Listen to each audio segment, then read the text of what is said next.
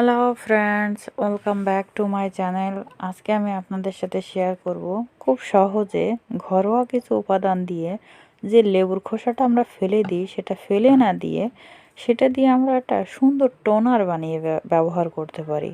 আর এত সহজে যে ব্যবহার করা যায়, তো চলুন দেখে নিই কীভাবে বানালাম এই টোনারটি। তো আমি কিন্তু এখানে দেখতে পাচ্ছেন লেবুর যে খোসাটা আমরা ফেলে দিই, কমলার খোসাটা, সেটা নিয়ে নিয়েছি।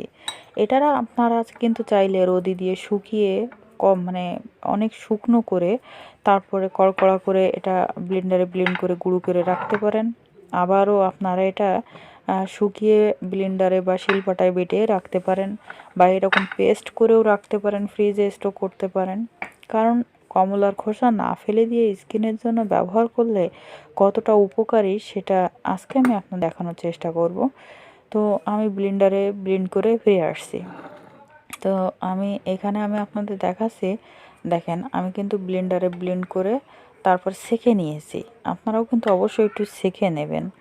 তো আমি এখানে সেঁকে নিয়েছি, একদম হালকা একটু পানি দিয়েছিলাম কারণ ব্লেন্ডারে প্রথমে ব্লেন্ড হচ্ছিল না। তো আমি ভালো করে কিন্তু সেঁকে নিয়ে তারপরে আমি আপনাদের সামনে আসছি। যাই হোক, এটা আমি সেঁকে নিয়েছি এই জন্যই, কারণ যেহেতু স্প্রে বোতলে ভরলে কিন্তু না সেঁকে নিলে স্প্রের মুখে আটকে যেতে পারে, তো সেই জন্য আমি সেঁকে নিয়েছি। আর এখানে আমি কিন্তু দিয়ে দেবো গ্লিসারিন। গ্লিসারিন কিন্তু আপনাদের স্কিনের জন্য খুবই ভালো হবে এবং আপনাদের স্কিনকে কিন্তু গ্লো রাখতেও খুবই ভালো কাজ। আর বিশেষ করে শীতের সময় তো প্রত্যেকের ঘরে গ্লিসারিন সাধারণত থাকে, আর যাদের নাই তারা অবশ্যই এটা একটু ব্যবস্থা করবেন। কসমেটিক্সের দোকানে অ্যাভেলেবেল পাওয়া যায়। এবং আমি কিন্তু এর সাথে আরও একটু উপাদান দিয়ে দেবো, সেটা হচ্ছে গোলাপ জল। গোলাপ জল কিন্তু আপনাদের স্কিনের জন্য খুবই ভালো এবং আপনাদের স্কিনে কিন্তু সেটা যদি কিনা গোলাপ জল কীভাবে ঘরে বানাতে হয় এটা না জানেন, আমাকে অবশ্যই কমেন্ট করবেন। আমি দেখিয়ে দেব যে কীভাবে ঘরে থাকা কিছু উপকরণ দিয়ে আপনারা গোলাপের পাপড়ি দিয়ে স্টোক করবেন গোলাপ জল। তো দেখতে পাচ্ছেন আমি এখানে গোলাপ জল নিয়েছি, আপনারা অবশ্যই গোলাপ জল নেবেন।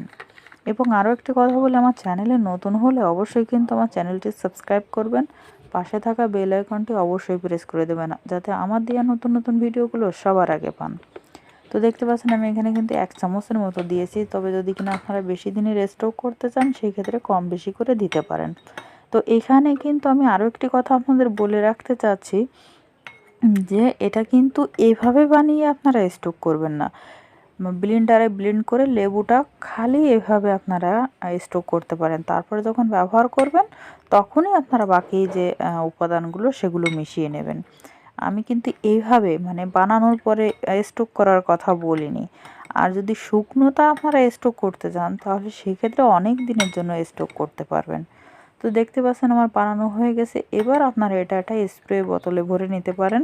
কারণ স্প্রে বোতলে ভরলে আপনাদের সুবিধা হবে এটাই যে স্প্রে বোতলে যখন তখন আপনারা হাতের মাথায় পেলেন আর অমনি স্কিনে ব্যবহার করতে পারবেন।